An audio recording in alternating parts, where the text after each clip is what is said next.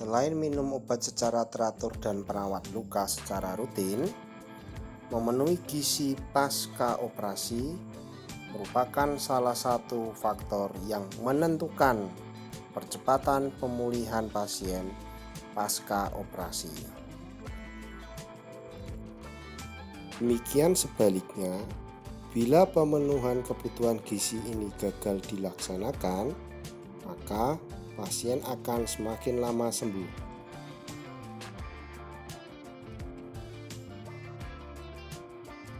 Pertama, kita harus menghitung dulu berapa kebutuhan diet yang dibutuhkan oleh pasien.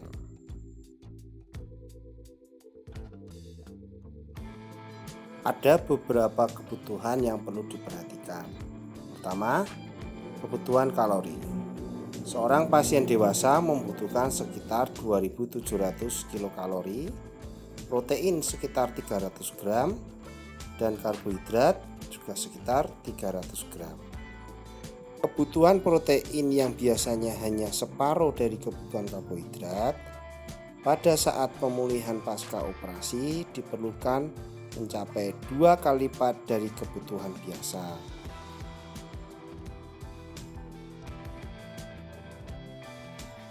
Selanjutnya, untuk kebutuhan lemak, air, vitamin, dan mineral masih sama seperti sehari-hari, karena fokus pemenuhan gizi pasien pasca operasi adalah kebutuhan protein.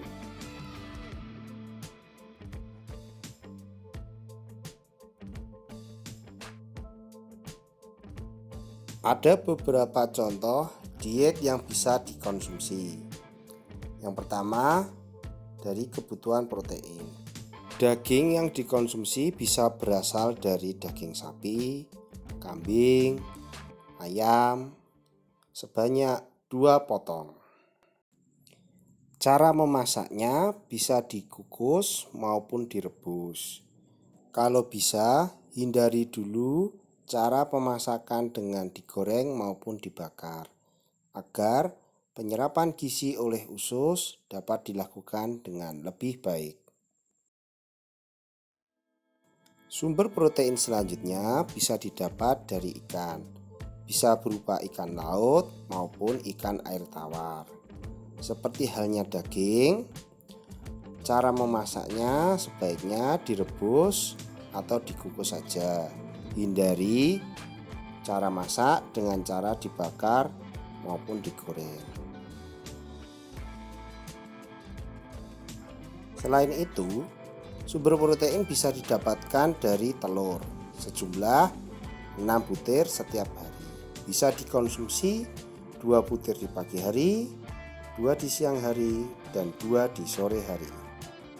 Seperti halnya daging dan ikan, sebaiknya direbus atau dikukus saja.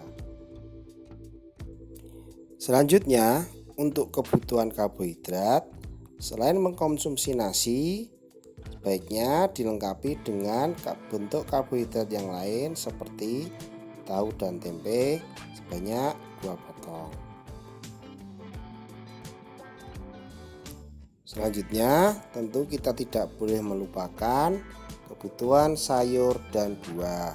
Konsumsi sayur dan buah diperlukan tidak hanya untuk memenuhi kebutuhan vitamin dan mineral, namun juga untuk memastikan agar fungsi pencernaan berjalan dengan baik.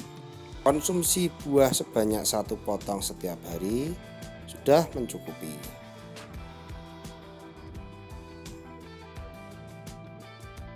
Untuk konsumsi susu sebanyak 2 gelas A150 cc, 1 gelas di pagi hari dan 1 gelas di sore hari sudah mencukupi. Kemudian kita juga harus memahami bahwa ada beberapa makanan yang harus dihindari selama masa pemulihan pasca operasi. Yang pertama, masakan atau makanan yang bersifat asam. Karena makanan yang bersifat asam akan mengganggu pencernaan di bagian lambung, sehingga pasien cenderung untuk merasakan mual maupun muntah. Kondisi ini dapat mengganggu pemulihan pasien.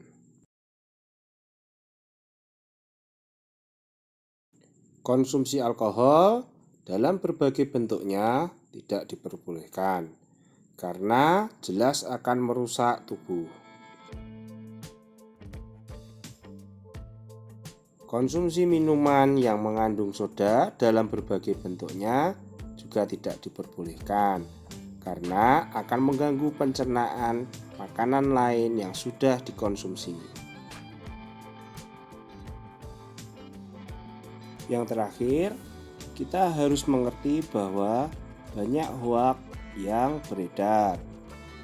Yang pertama, telur membuat luka operasi menjadi gatal. Hal ini sama sekali tidak benar. Gatal pada luka operasi karena telur disebabkan bila pasien sejak awal sudah memiliki alergi terhadap telur. Bila pasien tidak memiliki alergi, maka konsumsi telur dapat dilakukan dengan bebas.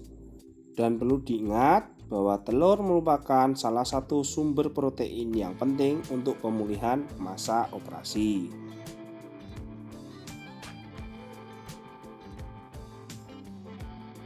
Yang kedua, anggapan bahwa konsumsi ikan dapat membuat luka sukar kering. Ini juga sama sekali tidak benar. Ikan sebagai salah satu sumber protein justru akan mempercepat penyembuhan luka.